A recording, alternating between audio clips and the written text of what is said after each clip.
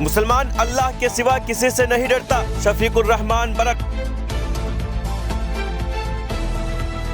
Computer system में तकनीकी खराबी की वजह से 5000 से जायद अमेरिकी परवाजें मुतासिर। वज़ीर आज़म मोदी ने इस्राएली हममनसब नेतन्याहू को मदऊ किया। जोशीमठ मुतासिरीन को 1.5 लाख रुपए की इमदाद, मार्केट रेट पर दिया जाएगा मुआवजा। आरएसएस का नजरिया मुल्क के लिए खतरा, ओवैसी।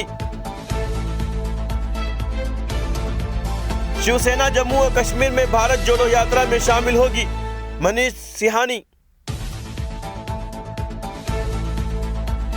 कर्नाटक में हिजाब पर पाबंदी ने कई मुस्लिम तालिबात को तालीम के आईनी हक से महरूम कर दिया, PUCL रिपोर्ट।